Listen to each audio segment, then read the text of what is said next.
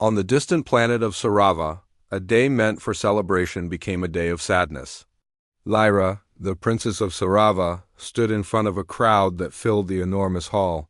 The room was beautiful, decorated with bright lights and floating flowers, and people from many worlds had come to watch her royal wedding. Lyra's long silver dress shined, and her eyes searched the crowd for comfort. She felt nervous and lonely, even though thousands were there to see her. She waited for her fiancé to arrive. Her parents, King Orin and Queen Morel, stood behind her, silent and stiff. They had arranged the marriage for Lyra. Her fiancé, Prince Talos, was from a strong family on another planet. Everyone said this marriage would unite their worlds and bring peace and trade. Lyra knew she was supposed to be happy, but her heart felt empty. The minutes passed. Guests started to whisper. Lyra heard their voices, even though she tried not. "Tio, where is Prince Talos?" some asked. Others said, "Did he change his mind?" Or, "This is a shame for the royal family." Lyra felt each word like a small sting. Her hands shook. She tried to stand tall and brave, but she wanted to hide. A group of guests from Earth sat in the middle of the room. Among them was Eric, a young human diplomat. Eric was there as a sign of goodwill between Earth and Sarava. He wore a simple black suit and watched everything closely. When he saw Lyra, he noticed she looked sad but also proud. Eric wondered what he would do if he was in her place. He remembered the feeling of being alone in a room full of people, and he felt sorry for her. The ceremony was supposed to begin, but there was no sign of Prince Talos. More time passed. The king's face turned red with anger. The queen stared at the floor. Lyra's heart beat quickly, and she tried to hold back tears. Suddenly, one of Talos's messengers entered the hall. The messenger spoke softly to the king and queen. They looked shocked. The king spoke, his voice shaking. "Prince Talos will not come. The marriage is cancelled." The words spread quickly. The crowd gasped, then began to talk loudly. Some people stood up, looking for someone to blame.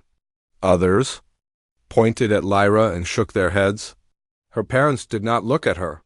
Lyra felt completely alone. She tried to keep her head up, but tears rolled down her face. She left the altar and walked to a quiet corner, far from everyone. Her dreams of a happy future were gone. She worried that no one would ever want her now. Eric watched Lyra as she left the altar. He felt a strong pull to do something, even though he knew he was just a guest. He remembered that his own sister had once been left out by others, and he remembered how hard it had been for her. He knew what it felt like to be judged for something out of your control. He decided he would try to talk to Lyra, even if it was not the usual thing to do. Lyra stood alone, her dress heavy and her spirit broken. She listened to the noise from the hall. Some guests laughed. Others complained. A few even left, unhappy that there would be no grand wedding. Lyra wiped her tears and tried to think of what to do next. She knew she had to face her family, but she could not move her feet. She wondered if her life would always feel like this, full of duty and no real happiness. Her father came to her. He was angry and disappointed. "You must not cry, Lyra," he said. "You must be strong for Sarava. People are watching." Lyra nodded. She tried to make her face calm, but her heart still hurt. Her mother said nothing, just looked at her with cold eyes. Lyra knew her parents blamed her for what happened, even though she had done nothing wrong. She wanted to explain, but the words would not come. After a while, her parents left her alone. Lyra looked out the window at the sky. The stars over Sarava were bright and beautiful, but she felt small and lost. She wished she could leave and never come back. Eric waited until most of the crowd was gone. He walked carefully to where Lyra stood. At first, he did not know what to say. He cleared his throat and said softly, "I'm sorry for what happened today." Lyra turned to look at him. She saw kindness in his eyes. She tried to answer, but her voice was weak. "Thank you. It is not your fault. I am used to being alone." Eric shook his head. "No one should feel alone, especially not today. You showed great courage standing there. I think you are stronger than you know." Lyra did not know how to answer. No one had ever spoken to her like that. She felt something warm inside her, a small light in the darkness. Eric stayed with her for a few minutes. They talked quietly. Eric told her about Earth and his family. Lyra listened, and for the first time that day she smiled a little. The hall was almost empty now. Only a few servants cleaned up the decorations. Lyra and Eric stood together, two strangers from different worlds. For a moment Lyra forgot her pain. She felt hope, just a little, that her story was not over yet. Lyra could not sleep that night. She lay on her bed, staring at the ceiling, while the sounds of the palace faded into silence. Every time she closed her eyes, she remembered the faces of the guests at the wedding. She saw their looks of pity, and heard their whispers again and again. Lyra wondered what people in the city were saying about her now. She wished she could disappear, even just for one day. The next morning, Lyra dressed simply and tried to avoid her parents. She left her room early and walked outside into the palace gardens. The gardens were wide and full of strange, beautiful plants from all over the galaxy. Usually, the colors and smells made Lyra feel calm. Today, even the flowers could not lift her spirits. She sat on a stone bench and watched a group of small glowing birds. Their soft lights danced in the morning air. Lyra hugged her knees and tried not to cry. A servant came to her with a message from her father. The king wanted her to come to his private room. Lyra felt afraid, but she knew she could not ignore him. She walked slowly through the long halls, until she reached her father's door. When she went inside, the king did not look up from his desk. He was busy reading messages from other leaders. Lyra waited quietly. After a while, the king spoke. "You must act with strength," he said. "Many people are watching Sarava now. We cannot let this moment destroy our place in the galaxy. You will stay away from the public for a few days until the news dies down. I will find another suitor for you. We must save our family's name." Lyra wanted to protest, but she stayed silent. She did not want another suitor. She did not want another marriage arranged for power. But she knew her father would not listen. After the meeting, Lyra returned to the gardens. She felt trapped, as if the walls of the palace were closing in around her. Later that day, Eric walked through the city with two members of the human delegation. They passed markets full of strange foods and people from many worlds. Eric listened, as the others talked about trade agreements and new alliances. He found it hard to focus. His mind kept returning to Lyra and how alone she looked. He wondered how she was feeling now. When the group stopped to rest, Eric asked if he could visit the palace gardens for a short walk. The others agreed, curious.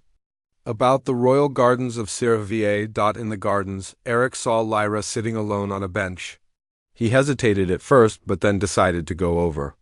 When Lyra saw Eric, she was surprised. She tried to hide her sadness, but Eric could see it in her eyes. He greeted her and asked if he could sit with her.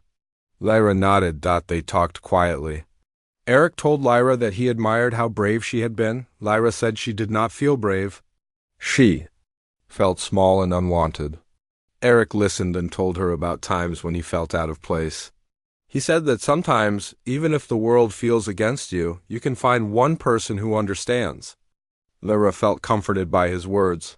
She started to believe that maybe she was not completely alone. They talked about their worlds. Lyra described life as a princess, always watched and judged. She said she wished she could have a simple life, away from rules and duties. Eric told her about Earth, about busy cities, green parks, and open skies. He spoke about his family, about his mother who loved flowers and his father who liked to tell stories. Lyra liked listening to Eric. His stories made her smile for the first time in days. Eric asked Lyra about the floating flowers in the garden. She told him they came from a distant moon, and they were a symbol of hope. Lyra picked one and handed it to Eric. He thanked her and said it was the most beautiful thing he had ever seen. Lyra looked at Eric and saw that he meant what he said. As they talked, a servant brought news that Lyra's mother wanted to see her. Lyra felt nervous again. She told Eric she must go, but she thanked him for being kind to her. Eric told her he hoped they could talk again soon. Lyra smiled and left for the palace. Inside, the queen waited for Lyra. She did not shout or show anger, but her words were cold. "You must remember your duty," she said. "Our family's future depends on you." "I do not want to see you with that human again. It is not proper. You are a princess and he is a guest from a lesser world." Lyra listened but did not answer. She knew she could not change her mother's mind. The queen told Lyra that new marriage offers had already come from other royal families. She must be ready to meet them soon. Lyra felt tired and hopeless. That night, Lyra sat at her window and thought about Eric. She wondered why his kindness meant so much to her. She wished she could talk to him again. The palace felt even more lonely now. The next morning, Lyra's lessons began early. She learned about politics, languages, and history. But her mind wandered. Every time she saw the floating flowers outside, she remembered her talk with Eric. She hoped he was somewhere in the city, thinking of her too. Meanwhile, Eric told his friends about the gardens and about meeting Lyra. The others warned him to be careful. They said the court would not like a human getting close to the princess. Eric understood, but he felt it was wrong to leave Lyra alone. He decided to try and see her again, even if it was risky. On the third day, Lyra received a secret note. It was from Eric. He asked if she would like to walk in the gardens with him, just for a little while. Lyra smiled when she read the note. She wrote back and said yes. They met in the gardens that afternoon. Lyra was happier than she had been. In days, she and Eric walked along the quiet paths, talking about small things and laughing together. Eric showed Lyra how to skip stones across a pond. Lyra taught Eric a song from her childhood. They forgot about their problems for a short time. Lyra realized that Eric did not care about her royal title or her family's power. He liked her for who she was. That made her feel special. While they walked, some servants saw them together. Word spread through the palace. Some people whispered that Lyra had found comfort in a human. Others said she was shaming her family. Lyra tried not to care, but she knew trouble would come. That evening, Lyra's father called her to his room again. He was angrier this time. "You must stay away from the human," he said. "You will not ruin our family's future. You will do as you are told." Lyra was tired of feeling afraid. She looked at her father and said, "I am not a thing to be traded. I want to be happy, even if it is just for a little while." The king did not answer. He waved his hand, telling her to leave. Lyra went back to her room, her heart full of worry but also hope. For the first time, she wondered if she could choose her own future. No matter what her family thought. As night came, Lyra looked out at the stars. Somewhere out there, Eric was thinking of her too. She hoped they could meet again soon, even if the whole galaxy was against them. Lyra woke up the next morning feeling a little braver than before. She remembered her walk with Eric and how he made her laugh. The sadness from her wedding day was still there, but it was lighter now. She ate her breakfast in silence, thinking about the secret meetings in the gardens. She wondered if she would see Eric again today. The palace was busy with visitors from other worlds. Every day, new people came to see the king and queen. Lyra's parents were always in meetings or giving orders to the servants. Lyra stayed away from them as much as she could. She did not want to hear more about duty or the family's future. She wanted to feel normal, just for a little while. In the afternoon, Lyra found a quiet place by the palace pond. The water was clear, and strange fish with bright colors swam under the surface. Lyra watched them move slowly, their tails making gentle ripples. She took off her shoes and put her feet in the water. For a moment she felt free. A soft voice called her name. Lyra turned and saw Eric coming down the path. He smiled and waved. Lyra's heart felt lighter when she saw him.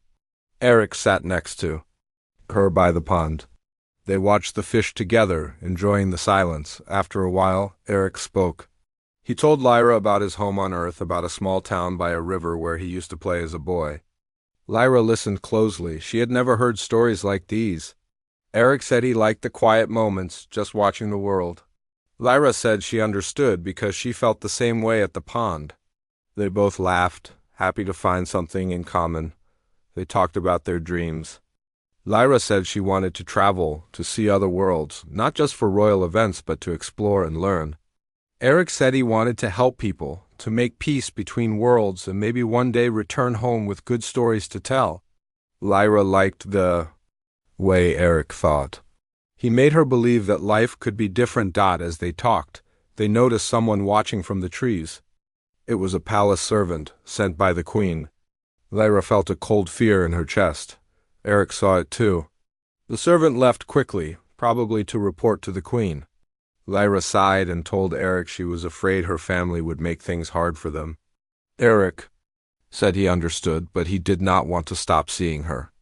Lyra smiled and said she did not want to stop either. Soon after, Lyra was called to her mother's room. The queen sat in a tall chair, her face stern. She told Lyra that people were talking about her meeting a human in the gardens.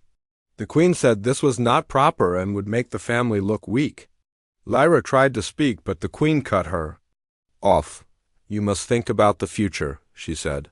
There are new marriage offers. You will meet these suitors and you will act like a true princess. Lyra left the room feeling small and tired. She knew her mother would not listen. Later that night, Lyra wrote a note to Eric. She told him she wanted to meet again, but it would have to be in secret. Eric wrote back saying he would wait for her at the pond after dark. That night, Lyra slipped out of her room and went to the pond. Eric was already there, waiting. The garden was quiet, with only the sounds of night birds and the soft wind in the trees.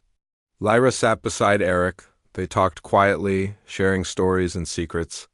Lyra told Eric about her childhood, about wanting to run through the city streets with other children, but never being allowed. Eric told her about his first job as a young man, how nervous he had been, and how proud he felt when he learned new things. Lyra said she was tired of being told what to do. She said she wanted to choose her own path, even if it meant making mistakes. Eric listened and said he believed she could do it. He told her she was strong, even if she did not always feel it. They sat in silence for a while. Lyra looked at the stars and wondered if her life could ever be truly her own. Eric gently touched her hand. He said, "You are not alone, Lyra. I will be here for you, if you want me to." Lyra felt tears in her eyes, but this time they were not from sadness. She squeezed his hand and smiled. The next day, rumors spread quickly through the palace. Some servants said they had seen the princess walking with a human at night. Others said Lyra was acting strange and ignoring her duties. The king heard about the rumors and called Lyra to his private room. He looked tired and upset. He said, "Lyra, people are talking. You must remember who you are. You cannot let your feelings lead you away from your duties." Lyra tried to explain, but the king would not listen. He said she would meet new suitors the next day and that Eric must leave the palace grounds. Lyra begged her father to let her decide her own future, but the king shook his head. "This is not just about you, Lyra. This is about our family and our world." Lyra returned to her room, feeling angry and hopeless. She sat by her window and wrote a long letter to Eric, telling him what happened. She said she was afraid they would not be allowed to see each other again. Eric sent a message back, telling her he would wait for her, no matter what. Later that night, Lyra met Eric one last time in the gardens. She told him her parents wanted her to meet other suitors. Eric held her hand and said he believed in her. He said she was brave for standing up for herself. Lyra felt stronger with Eric by her side. They promised to find a way to see each other, even if it was only for a short time. As the sun rose, Lyra returned to the palace. She knew her parents would never understand, but she also knew she could not give up hope. Eric's friendship made her feel seen and valued. For the first time, Lyra believed that maybe her life could change. In the days that followed, Lyra met with new suitors. Each one was polite but distant. They talked about alliances and power, not about dreams or happiness. Lyra listened quietly, but her mind was far away. She thought about Eric, about his kindness and the way he listened. She wished she could choose her own path. Just like he said, Lyra started to act more boldly. She spoke up in meetings and told her parents what she wanted. Her parents were surprised, but Lyra did not back down. Some people in the palace started to whisper that Lyra was becoming difficult. Others said she was finally showing her true self. Late at night, Lyra wrote in her journal about her dreams and her fears. She hoped that one day she could live freely and be happy. She knew the road ahead would be hard, but she was not afraid. She had found a friend who believed in her, and that gave her strength. She looked out at the stars and wondered what her future would be. Lyra fell asleep with hope in her heart. She dreamed of a world where she could choose her own happiness. And maybe, just maybe, be with someone who truly saw her for who she was. Lyra faced a difficult day. She had to attend a royal banquet where she would meet the new suitors. The hall was grand, with high ceilings and floating lanterns. Long tables held dishes from many worlds. Lyra walked in wearing a simple dress, but it was still elegant. Her hands trembled as she greeted guests. She kept thinking about Eric and their secret meetings in the garden. She wished she could tell him how scared she felt. At the head table, King Orn and Queen Mirelle sat with cold faces. They watched Lyra carefully. The first suitor, Prince Eric, arrived. He was tall and wore fine robes. He bowed to Lyra and spoke, in a polite voice, about alliances and trade. Lyra nodded and smiled, but she felt nothing. This was not what she wanted. After a short talk, Prince Eric moved to another guest. Lyra felt relief and sank slightly in her chair. The next suitor, Lord Zen, came. He was from a desert world and spoke of water rights and mining deals. Lyra listened politely, but her mind drifted to Eric's gentle words and laughter. She missed his kindness and how he listened to her. Her father leaned over and whispered that she must make a good impression. Lyra forced a smile and turned to the next suitor. A diplomat from the moon of Tyros greeted her. He talked about scientific research and peaceful alliances. Lyra offered a polite response, but her voice felt distant. Around her, other guests watched. They murmured to each other. Some looked at Lyra with curiosity, others with pity. Lyra felt the weight of their eyes on her. She stood taller, determined to show she was strong. That night, Lyra returned to her chambers feeling exhausted. The suitors had stayed until late, and she had to respond kindly to each one. She had given no hope to any of them, but also no reason to choose one. She worried her parents would be angry. Early next morning, Lyra walked through the palace corridors. Thinking about her next secret meeting with Eric, she reached the garden and found him waiting. Eric smiled when he saw her. He wore a simple shirt and trousers, and his hair caught the sunlight. They sat by the pond. Lyra told Eric about the banquet. She said she did not want to marry any of the suitors, but her father would not listen. Eric took her hand and said, "You must find a way to show them who you are." Lyra looked at him and said, "They only see the princess. They do not see me." Eric nodded. "Then let them see who you truly are." Lyra thought about this. She asked Eric what he thought she should do. Eric said, "Be yourself. Speak your mind. They may not like it, but at least they will know." Lyra smiled and felt a small spark of courage. That day Lyra met her parents and the court advisors. They told her she must choose a suitor soon. Lyra stood up and took a deep breath. She said she would choose none of them unless they showed they cared for her as a person, not just as a royal. The room fell silent. Her mother scowled and her father looked shocked. An advisor cleared his throat and said that suitors did not come for small talk but for duty and honor. Lyra stood firm and said that honor meant nothing without respect for the person. She said she hoped her family would understand. Her parents ended the meeting, telling her she would regret this. Lyra left the room, her heart pounding. She felt fear, but also relief. She had spoken her truth. That evening, Lyra found a hidden alcove in the garden. She sat alone, thinking about what she had said. Eric joined her later, bringing 2 cups of tea. Lyra thanked him and told him how scared she was. Eric held her hand and said she was brave. They watched the glowing lanterns in the garden. Lyra felt comforted by his presence. Days passed, and Lyra's defiance became known throughout the palace. Some viewed her as foolish, others admired her courage. The next suitor meeting was set under the stars in a courtyard. Lyra wore a soft blue dress. She felt nervous but determined. Prince Eric returned, hoping to change her mind. He offered more gifts and spoke longer about alliances. Lyra listened and then said, I appreciate your offers, but I look for more than gifts. I want someone who listens, someone who cares. Prince Eric looked confused and said he did care about her future.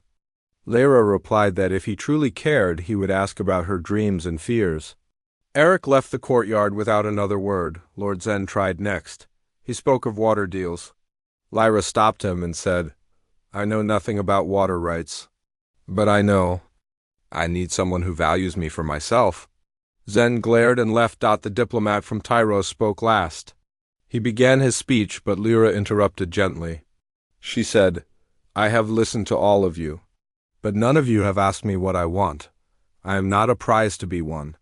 The diplomat bowed his head and left quietly. Lyra felt drained, but proud. She had stood for herself. That night, Lyra met Eric at the pond. She told him what happened. Eric said he was proud of her. He kissed her hand, and Lyra felt warmth spread through her. Lyra's parents were furious when they heard. They told her she was ruining the family name. Lyra answered, I will not marry someone I do not love.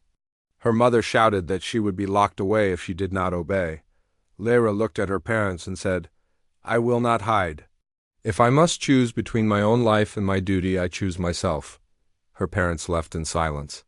Lyra stood alone in the room, feeling both scared and free. The next day, Lyra's father declared that any more suitor meetings would end. Lyra would be sent to a distant palace until she agreed. Lyra's heart sank. She thought she had lost. But news spread that a human diplomat had shown kindness to the princes. Some in the court questioned the old ways. A few advisors spoke of change. That evening, Lyra found Eric waiting. She told him of her father's plan. Eric looked at her and said, Then we must act now. Lyra's eyes widened. Eric said he would ask the king for her hand in marriage.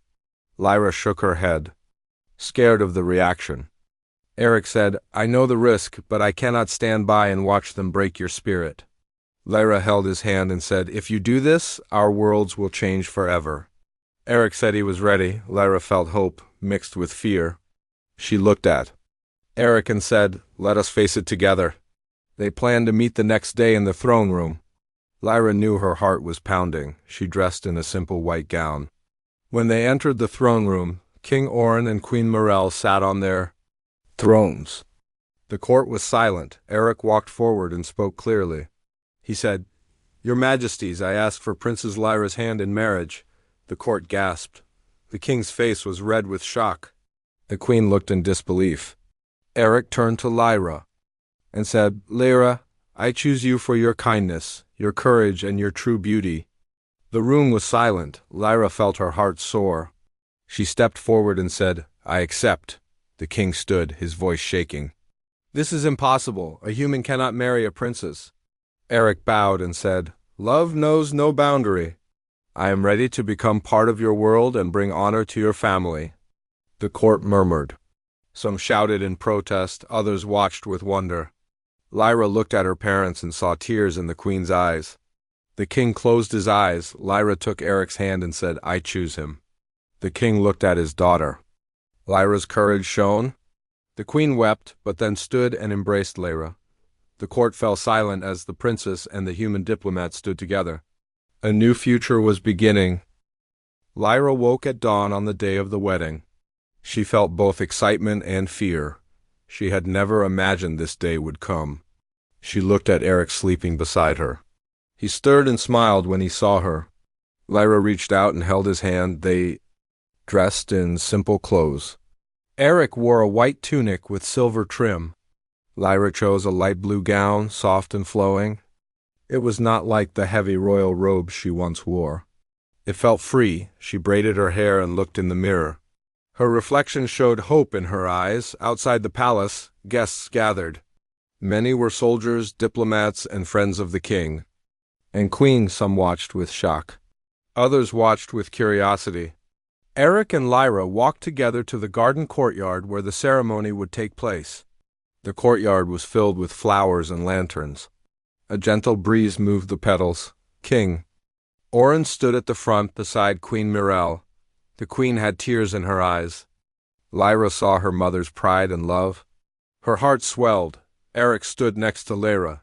He reached for her hand and she took it. The crowd fell silent. Eric looked at the king and queen. Then he looked at Lyra and smiled. He spoke softly. Your Majesty, I promise to love and respect Lyra all my days. I will learn her ways and protect her. I will bring honor to your family as you have welcomed me. The king listened. His face was still stern, but his eyes softened. Lyra whispered, "Thank you." Eric squeezed her hand. The ceremony continued. A palace priest spoke words from both Earth and Sarava traditions. Lyra placed a silver band on Eric's finger. He placed a band made of earthwood and shining crystal on hers. When their bands clicked, a bright light shone from the crystal. The crowd gasped. The priest said it was a sign of unity. Lyra and Eric looked at each other with joy. The queen stepped forward and hugged Lyra. She said, "My daughter, you are brave and kind. May your days be filled with happiness." The king bowed to Eric and said, "You have shown true honor. You are welcome in our family." The crowd cheered. Some soldiers sounded their horns. Diplomatic guests clapped. Lyra felt tears of joy fall. She and Eric stepped down from the altar together. They walked through the courtyard as people celebrated. Flowers floated in the air around them. Lyra smiled at Eric. She had never felt so happy. A feast followed in the great hall. Tables held foods from many worlds. Lyra tasted dishes she had never tried before. Eric introduced her to earth dishes like soft bread and sweet fruits. Lyra laughed when she bit into a strawberry, its juice running down her chin. Eric helped wipe it away gently. They sat at a special table near the head. King Orin raised a goblet of wine. "To my brave daughter and her husband," he said. Everyone raised their cups. "To love and unity," they echoed. Lyra and Eric drank together. The wine tasted sweet. During the feast, people came to congratulate them. A strong captain spoke of their new alliance. A scholar promised to study. Earth and Sarava together. Each guest brought gifts of respect. Lyra thanked them with a small bow. She felt proud of her choice. In the evening, music began. Musicians played harmony from alien instruments and human flutes. Eric held Lyra's hand and led her to the dance floor. They danced slowly under glowing lanterns. Lyra felt the soft rhythm and let herself be guided. Eric whispered, "You are beautiful." Lyra smiled and closed her eyes, feeling safe. Later, Lyra's mother asked for a private word. They walked in a quiet corridor. The queen said, "I was wrong to judge Eric. He is good and true." "Thank you for showing me."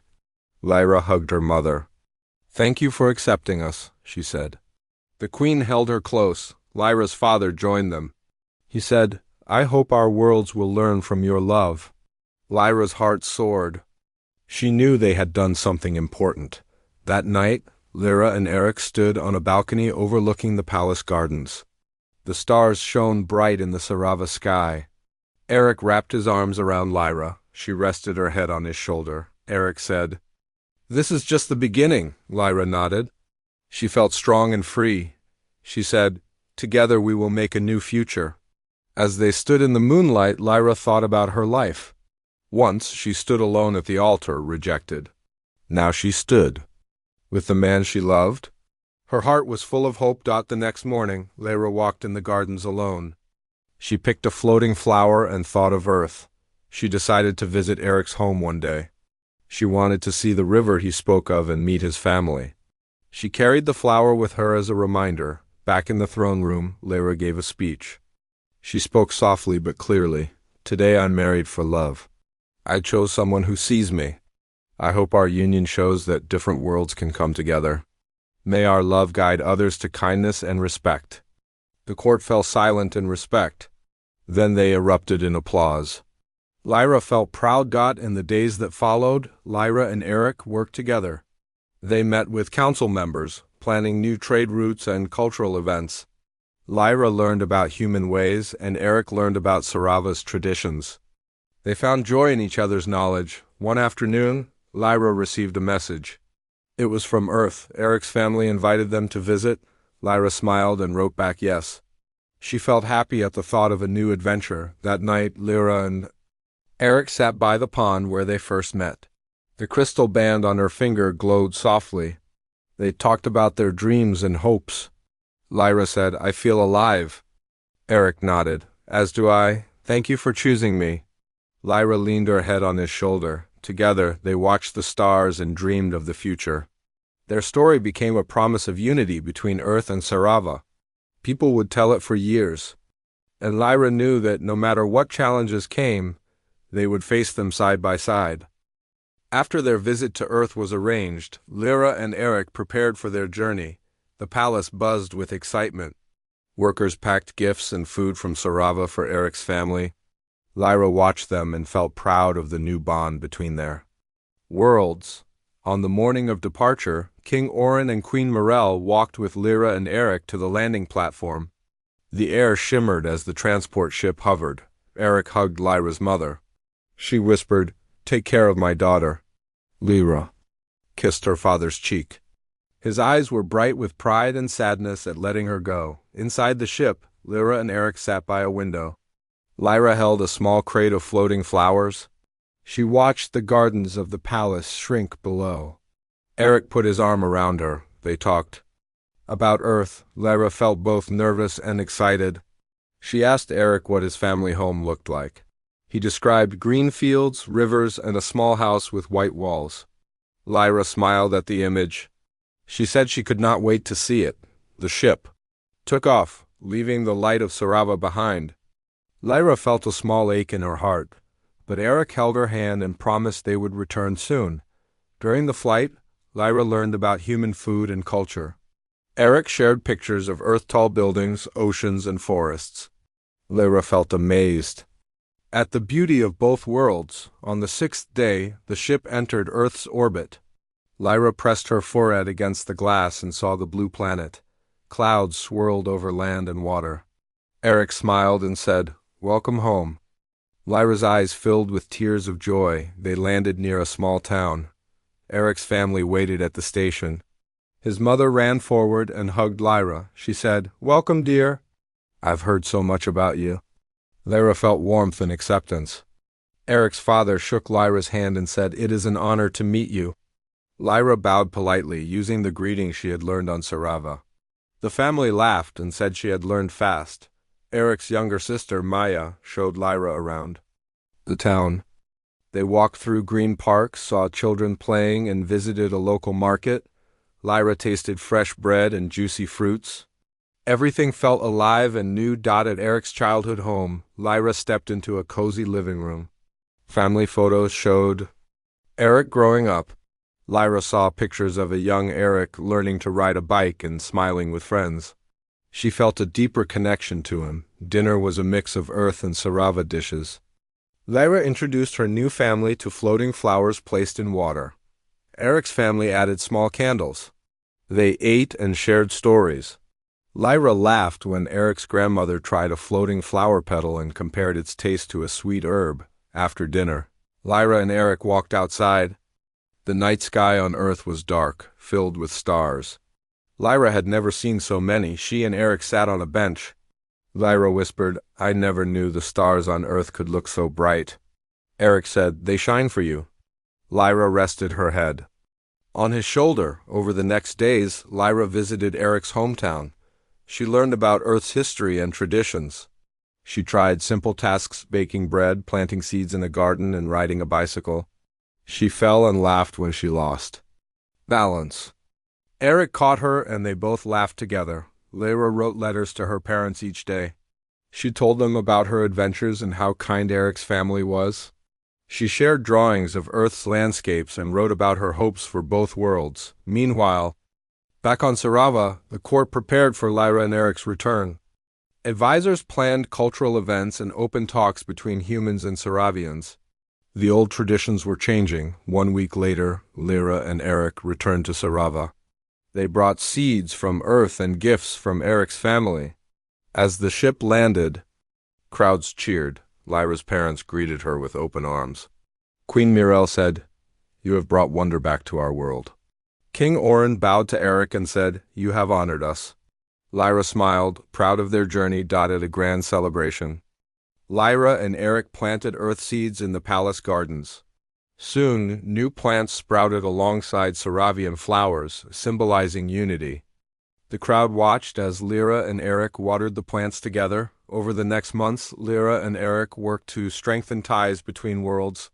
They organized festivals with dances and music from both cultures. They invited humans and Saravians to share food, dance, and stories. People from many worlds attended and celebrated together. Lyra spoke at meetings. Sharing her experiences on Earth, she spoke in simple words about friendship and understanding. Many listened and nodded. Her words touched even those who once doubted her. Eric stood by her side, proud. He helped translate and teach human ways. Together they led delegations to other planets, spreading their message of unity. One evening, Lyra and Eric returned to the garden pond where they first met.